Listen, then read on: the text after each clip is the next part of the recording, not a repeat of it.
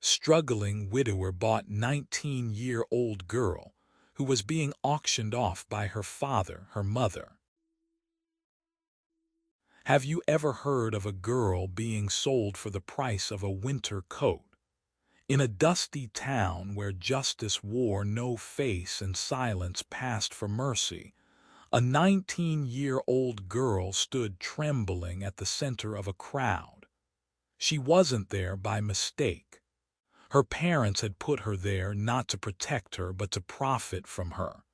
And when a widower stepped forward, it wasn't with desire. It was with something far more haunting and far more human. This isn't just a story about cruelty. It's about what comes after, the quiet acts of redemption, the love that doesn't announce itself, and the invisible scars that take a lifetime to fade. If you've ever felt forgotten, if you've ever wondered whether broken things can still grow, stay with us. Because what happens next might just change the way you see love, healing, and what it truly means to choose someone. Comment below which part of this story touched you the most. And if you find comfort in this kind of storytelling, don't forget to like and subscribe to Heart-Stirring Tales. Now then, let's begin. They say the wind moved differently that morning, low, deliberate, like it knew something the rest of the town chose not to see. In the center of Whisper Hollow, a girl barely 19 stood still among the dust and stares, her fists clenched at her sides like she was holding onto the last thread of herself. There was no shouting, no bargaining, just a nod, a quiet withdrawal of cash, and a father who walked away faster than the man who paid him. She didn't cry, didn't ask why. She simply followed the man who didn't offer his hand, because offering anything felt too personal for something that had just been priced. His name was Cole, a widower, a man people in town called quiet, though it wasn't always meant kindly. He hadn't spoken more than a few words in a year, but when he stepped out of that crowd, it wasn't with urgency. It was something else, like he wasn't buying a person, but interrupting a sentence that never should have been finished. No one asked questions. That was the Whisper Hollow way. Folks here learned to live beside sorrow without knocking on its door. But that night, behind curtains drawn and lamps dimmed, a few eyes watched the flickering light in Cole's cabin at the edge of town. No one spoke of it. Maybe they didn't want to name what they feared, that the world could make a girl disappear and perhaps, just perhaps, someone might try to bring her back.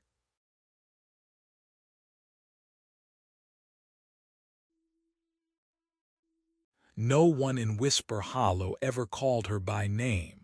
Not the store clerks, not the women at church, not the children who peeked out from behind screen doors. Not even Cole. It wasn't that they didn't care. It was that no one knew it to begin with. And strangely, she never offered it. Like her name had been taken the same moment the money changed hands.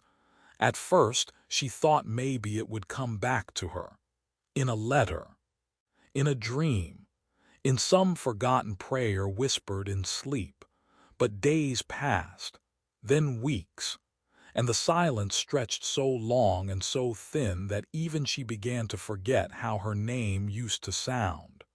That small syllable, once hers alone, now felt like it belonged to someone she used to be. In Cole's cabin, she moved like a guest in a home she didn't believe she had the right to stay in.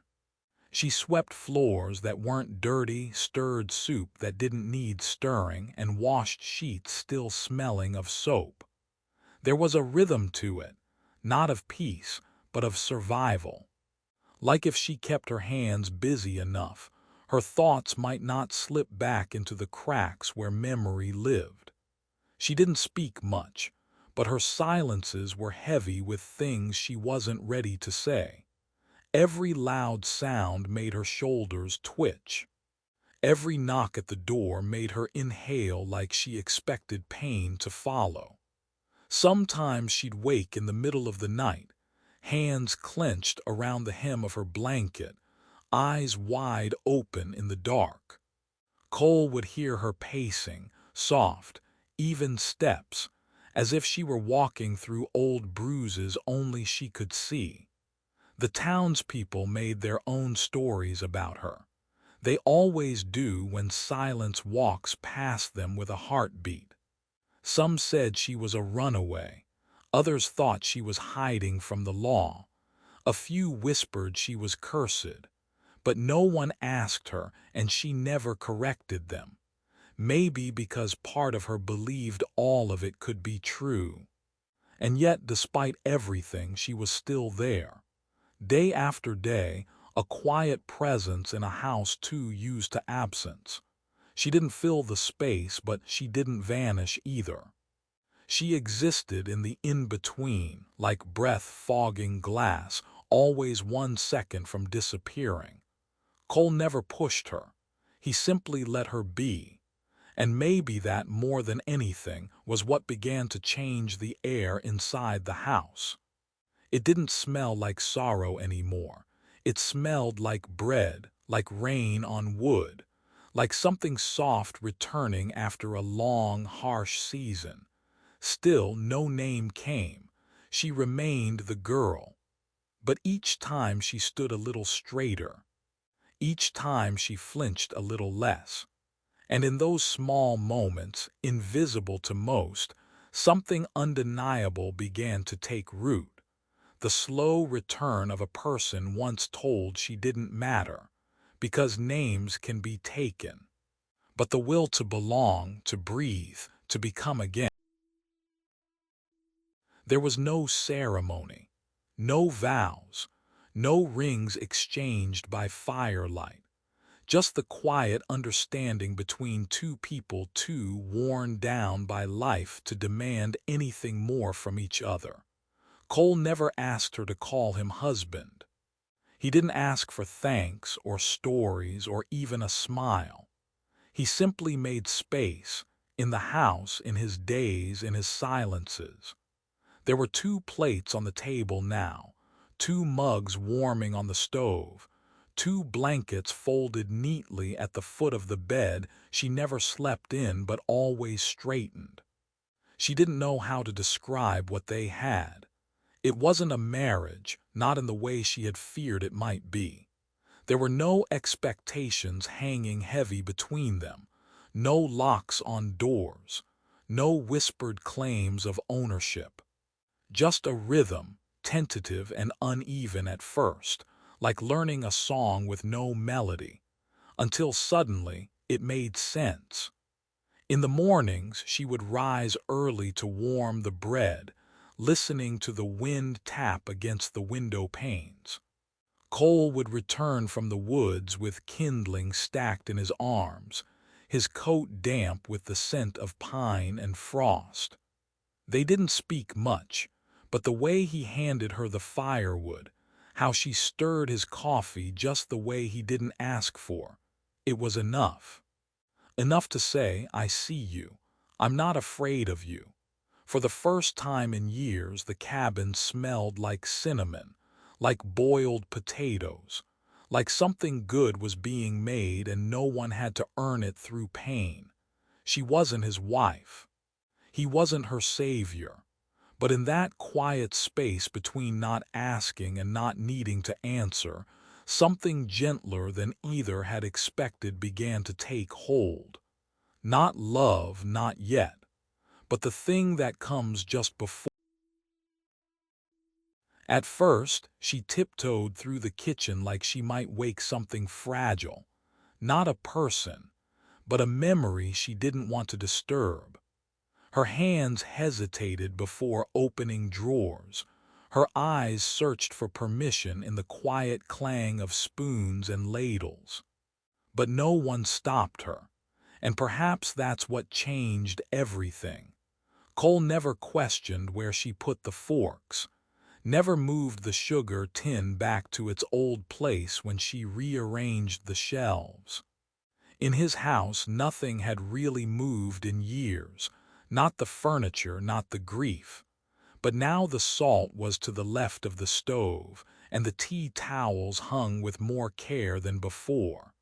And yet nothing felt stolen, only shifted, as if her presence was gently rewriting the space, one drawer at a time. The kitchen, once cold and functional, began to warm in subtle ways. The air thickened with the smell of stew left to simmer all afternoon. Pans were seasoned not just with oil but with time. A chipped mug became hers, the one she reached for without thinking. Even the silence in the room changed. It didn't sit heavy on the shoulders anymore. It just was. Like an old friend who knew better than to talk over your breathing. One night, after hours spent kneading bread and mending a torn sleeve in Cole's shirt, she sat down in the chair he always used, the one by the fire, worn soft at the arms. She meant to rest just a moment, but her body, for the first time in so long, forgot to be on guard. She fell asleep there, tucked into herself like a secret finally allowed to be safe. Cole found her there and didn't wake her. He just set a blanket across her shoulders and stirred the coals a little quieter than usual. When she woke, she didn't startle, and later she couldn't recall what she had dreamed, but for once it hadn't chased her awake. In the hush of that kitchen, where things had once been only functional, it happened on a night like any other. The kind where the fire crackled low, and the only sounds were the soft clink of a spoon in a chipped cup and the wind brushing lightly against the windows. They sat on the porch, not facing each other but not apart. The space between them no longer carried the weight it once did. It simply existed, comfortable in its own quiet. She had been meaning to say it for days, maybe weeks. It sat on her tongue like a truth too big to swallow, too small to be noticed. But that night, without planning, without looking up, she said it. "My name is Lahai." The words landed so softly that for a second, even she wasn't sure she'd spoken aloud. But Cole didn't ask her to repeat it. He didn't offer surprise or praise. He only reached for the kettle, poured more hot water into her mug, and pushed the honey closer to her hand. It was the gentlest acknowledgement she'd ever received, and the one that meant the most. She hadn't said her name in years, not since it had been used like a leash, like something that could be called out and controlled. Reclaiming it felt like trying to breathe underwater.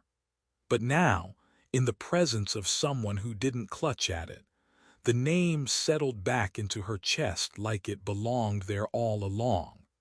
That night, when she washed her face and looked into the small mirror above the basin, she didn't look away. For the first time, her reflection didn't seem like a stranger. It looked like someone returning from a long journey, someone she was just beginning to remember. She whispered it again before bed, not for Cole, not even for memory, but for herself, just to hear how it sounded when it wasn't followed by silence or command. Lahai. A name like breath, like a beginning. He came back with the wind, rough, cold, and smelling of dust and old grudges. Burke Kenlin. The name still stirred something sharp in her chest, like the sting of a splinter long thought removed.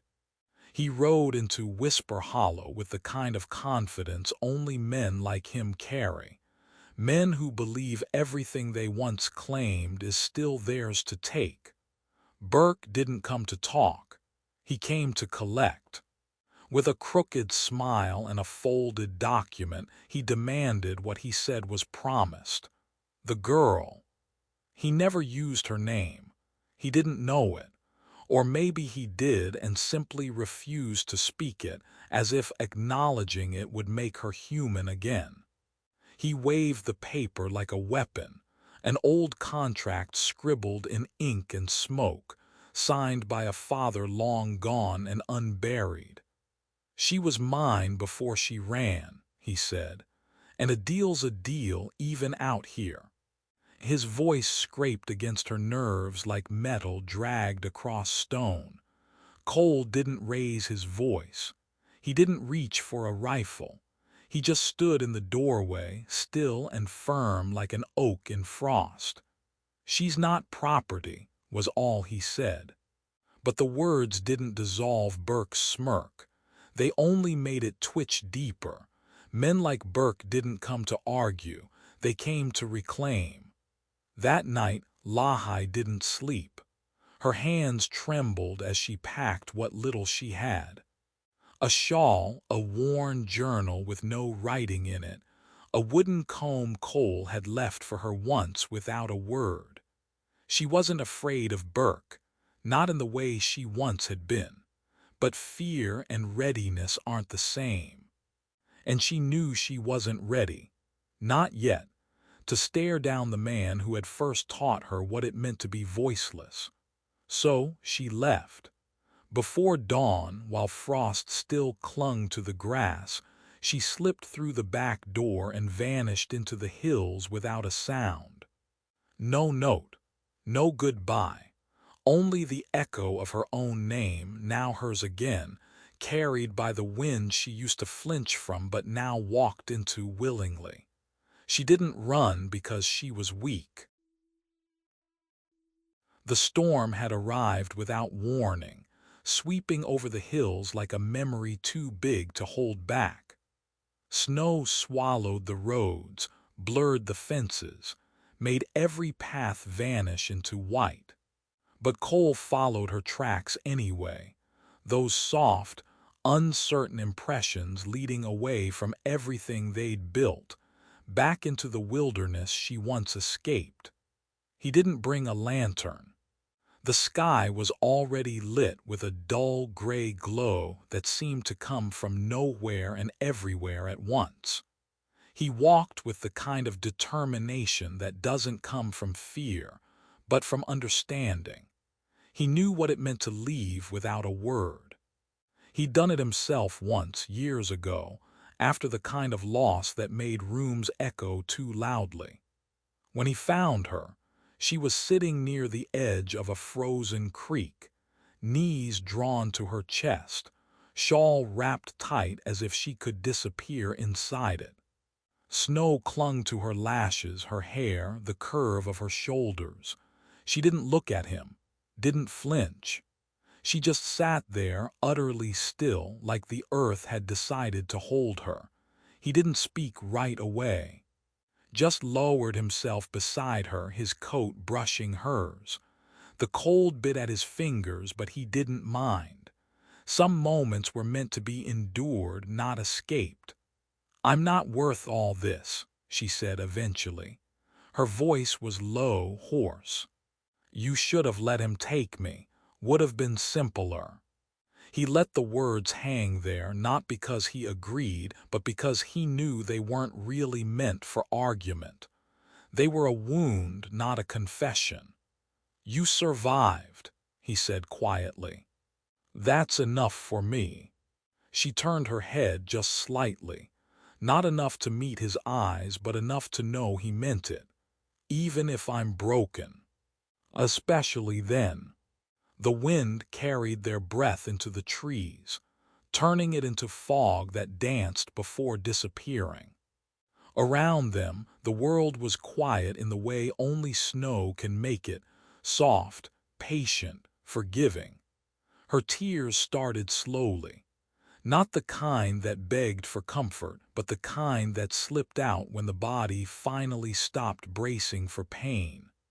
She cried for everything she hadn't had the words to mourn.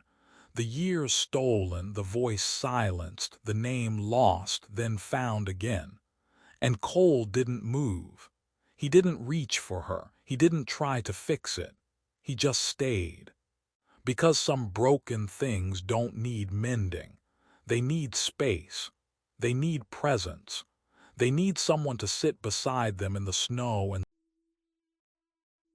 she found it by accident, tucked beneath a frayed scarf and a rusted brooch inside a wooden box Cole had stored in the back room. She hadn't been looking for anything, just sweeping, organizing, putting pieces of someone else's life into a little more order. But when her fingers brushed the yellowed envelope, something in her paused. There was no return address, just her name, Lahai, written in uncertain, wavering ink. She held it like it might dissolve in her hands. The letter was from her mother. Not the woman she remembered, sharp, distant, always watching from behind folded arms, but someone softer, almost unfamiliar. The writing looped unevenly, the words tangled between guilt and pride, silence and sorrow. Her mother wrote about fear, about choices made too late, about a love that didn't know how to protect. She said she had tried to do what was right, and in the same breath admitted she hadn't.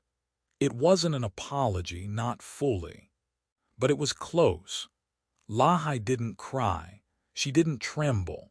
She just sat at the kitchen table, the letter spread before her like a map to a place she no longer needed to return to. Then, carefully, she folded it along the old creases and placed it back in the box. She didn't burn it. Forgiveness, she realized, didn't mean forgetting. It meant letting the truth exist without trying to make it prettier. Burke returned like thunder with no promise of rain, loud, charged, and heavy with the weight of something rotting beneath. He rode into Whisper Hollow the way he always had, as if the world were his and everyone in it owed him compliance. But this time, something had shifted, something he hadn't expected.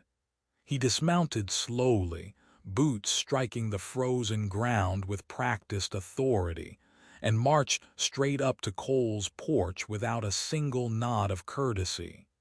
His coat was still expensive, though frayed at the cuffs now. His pride, though, remained perfectly intact.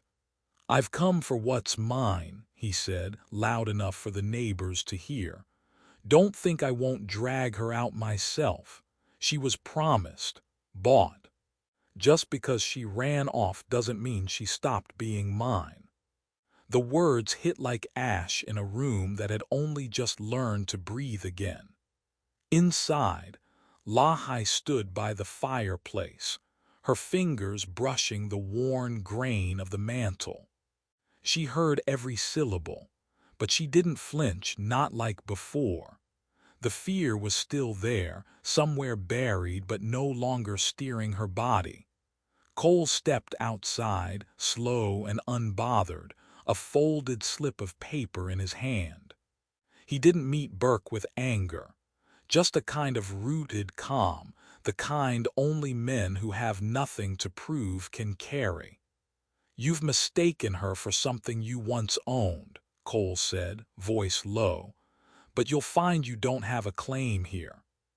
Burke scoffed, already preparing his retort, but Cole unfolded the deed, held it between them like scripture. The name at the top was clear, written in careful ink. Lahai, not Mrs. Conlin, not property of anyone, just Lahai. First and last, bold and unhidden. Burke blinked, then again. His mouth opened, but nothing came out. He looked between Cole and the paper, then toward the cabin as if the place itself had betrayed him, as if the world had changed its rules without asking his permission. The silence grew. Then she stepped outside.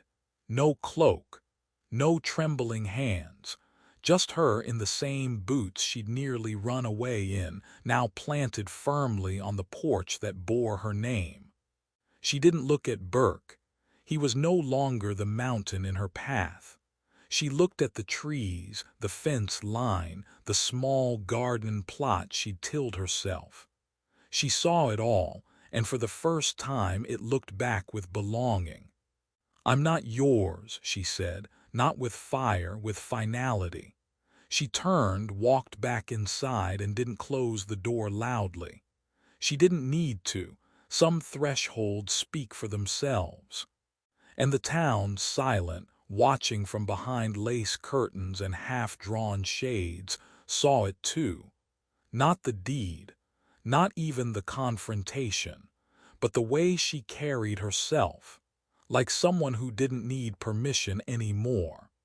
That night someone whispered her name in the general store, and someone else used it again in the church pews on Sunday, not as gossip, as recognition, because now the land bore her name, but more than that, so did her life.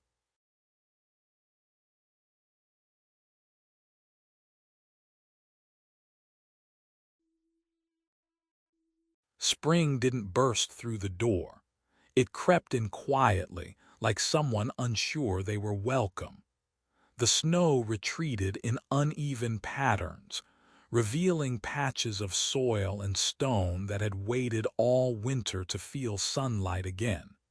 Birds returned, not in flocks but one at a time, like scouts testing the wind. And in that hush between thaw and bloom, life resumed in small, faithful ways. Cole repaired the fence along the southern edge of the field. Not because it was urgent, nothing ever was any more, but because the act of mending felt right. Lahai followed the rows of bare earth with a hoe, breaking the stubborn frost to make way for seeds. They didn't talk much while they worked. They didn't need to. Their silence wasn't empty. It was full of things unspoken and understood. She started waking earlier, sometimes before the sun, to bake bread or check on the goats. He noticed the way she now hummed while stirring the pot, off-key, soft, unself-conscious. The house smelled like food again, like living. Some mornings she found him sipping coffee on the porch, his eyes watching the mist lift from the hills. He would tilt the cup in her direction, not offering it, just acknowledging her presence with quiet steadiness. She would sit beside him, knees tucked under her shawl, and they would share the morning, not with words but with breath and the warmth that passed between them. It wasn't a love that needed naming. It didn't knock on doors or demand to be declared. It arrived in the soft thud of boots outside the door, the shared glance over dinner, the extra blanket folded at the edge of the bed she still slept in alone, but no longer out of fear. She started keeping a journal. Nothing grand, just simple things, weather patterns, how many eggs the chickens laid, the color of the sky at dusk. But sometimes, in between the lines, she would write his name. Not because she needed to confess anything, but because writing it made the cabin feel more like a place where both of them belonged. One afternoon, while tending to the young saplings near the creek, she noticed a sparrow building its nest in the eaves. She watched it for a long time. When she told Cole that evening, he nodded and simply said, "Means we did something right." And maybe they had, because for the first time in either of their lives, time didn't feel like something to outrun. It felt like something to grow into. They built a small bench together near the edge of the field, nothing fancy, just two planks of wood and a few rusted nails. But it faced the sunset, and that seemed enough. They sat there most evenings, letting the light fall across their faces without comment. Sometimes her hand would find his. Sometimes it wouldn't, but always they stayed. No locked doors, no packed bags. No breath held for the sound of footsteps that never came. It was a season made of small things, warm bread, worn gloves, seeds in soil. And because of that, it was everything. Here, in this quiet corner of the world, no one had to run anymore. And no one did.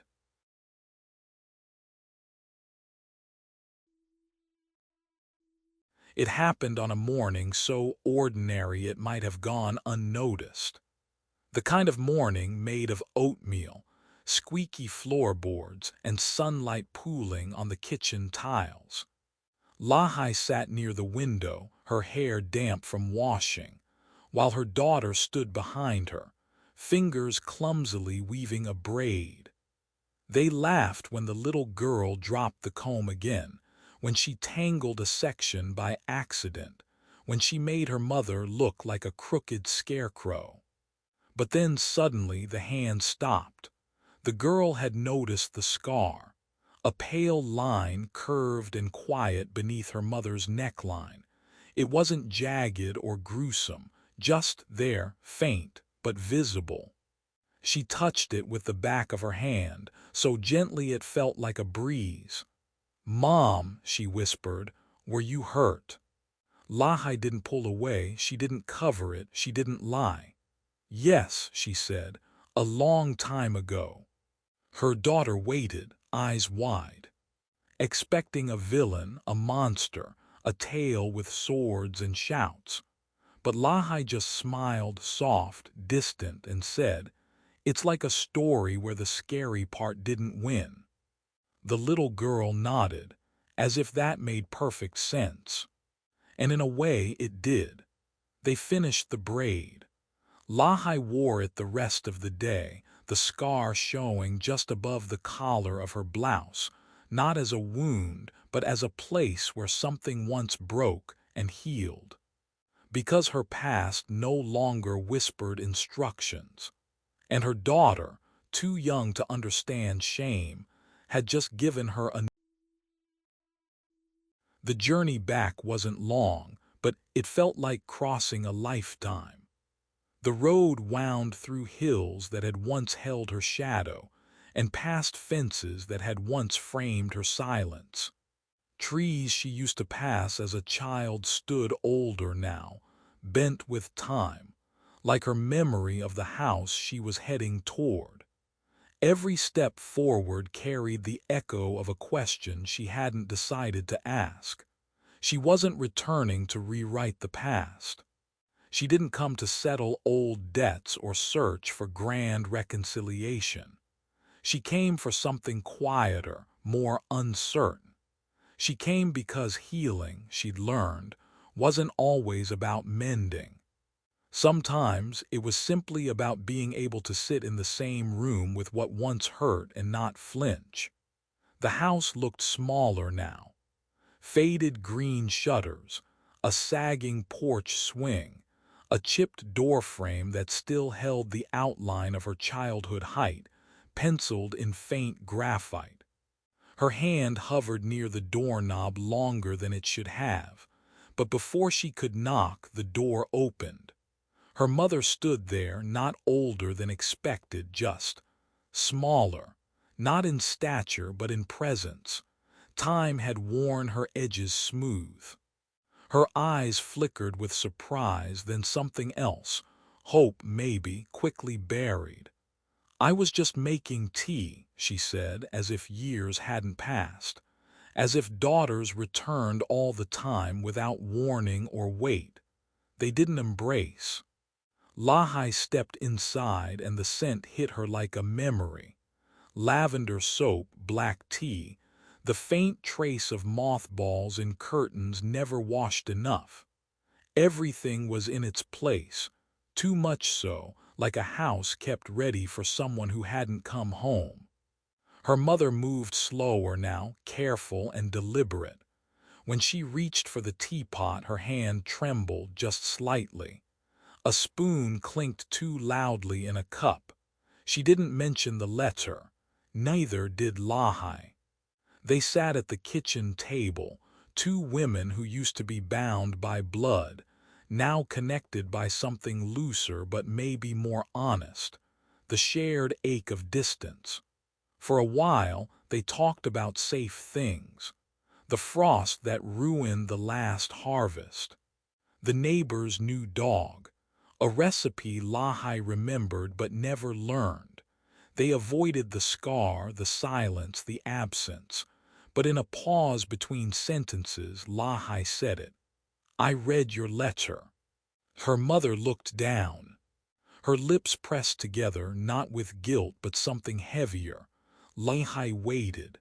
"I tried," her mother said, "but I didn't know how, not with him around, not with myself the way I was." Lahai nodded. It wasn't an excuse, but it was the closest thing to truth they had ever shared. "I kept it," she added.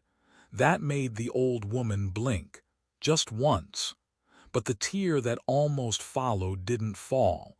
It hovered, held back by years of practiced restraint. They didn't hug when Lahai stood to leave. Her mother didn't ask for forgiveness. Lahai didn't offer it like a gift. But when she stepped out onto the porch, her mother followed. At the gate, she hesitated. "Will you come again?" Her mother asked, voice nearly swallowed by wind. Lahai looked up at the sky, gray with the promise of another season, and said quietly, "Yes, I think I will." As she walked down the path, the letter no longer felt like a weight tucked in her memory. It felt like a bridge. Fragile, yes, but walked upon at last. Because some letters don't arrive when they're sent. They arrive when you're ready to read them with both hands open. He never said it aloud, but Cole often wondered if silence had done more harm than words ever could. In the early days, after she came to his home with nothing but a name she wouldn't speak, he moved around her like someone walking in a house already on fire, afraid to breathe wrong, afraid to ignite what might still burn beneath the surface. He wasn't a man made for tenderness. He knew how to build fences, chop wood, repair a leaking roof. But when it came to grief, the kind that lived behind her eyes, he had no tools, no blueprints. He remembered once watching her flinch at the sound of a dropped spoon and feeling something heavy in his chest, like shame. Not because he'd caused it, but because he hadn't known how to ease it. He worried that his stillness, his quiet, would be mistaken for apathy. He remembered one night, weeks after she arrived, hearing her cry through the thin cabin walls. He didn't knock, didn't call out. He just sat at the table, made tea, and left a cup outside her door. In the morning it was empty, washed and returned. Neither of them mentioned it. Sometimes he thought maybe he should have said something. Anything. But looking back now, watching her move through the garden in soft steps, seeing the way she no longer shrank from touch, hearing her hum a tune she didn't know the words to, he realized. Maybe what she needed wasn't comfort dressed in words. Maybe what she needed was space that didn't push, a presence that didn't question. Maybe his silence, awkward and unsure as it was, the road home looked different in spring, greener, softer, as if even the earth had exhaled. Lahai walked it without luggage, without a note in her pocket or a plan in her mind. She had left only for a few days, enough to see her mother, to touch the old grief and find it no longer ruled her. She hadn't said when, or if she'd come back, but here she was. The house stood where it always had. Weathered, quiet, half-shadowed in late afternoon light. A pair of boots rested on the porch. A rake leaned near the door. Smoke curled from the chimney like an invitation unspoken. Cole was shelling beans on the steps. He didn't rise when he saw her. He just looked up, nodded once, no surprise, no questions. Then, wordlessly, he reached behind him and held out a pair of soft leather slippers. "I made these," he said, as if that explained everything. And it did. She stepped onto the porch, took them, and sat beside him. Their shoulders brushed. The silence between them had changed, no longer unsure, no longer thick with things unsaid. It was the kind of quiet that comes after two storms have finally passed and left a patch of sky behind. They didn't speak about where she'd been. They didn't need to. She had returned. That was enough. In the following days, life folded back into its rhythm, not perfectly, not without awkward edges, but faithfully. She fed the hens. He hauled wood. They fixed the broken hinge on the back gate and repainted the pantry shelves. There were no rings, no vows spoken aloud, no ceremony witnessed by neighbors or God. But there was a quilt she stitched with both their initials, folded at the foot of their shared bed. There was a line of laundry, with his shirts and her skirts drying side by side. There was a name she no longer flinched from when others said it out loud.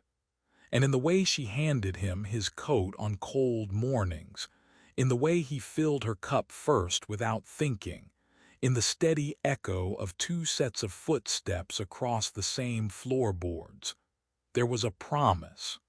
Not made but kept.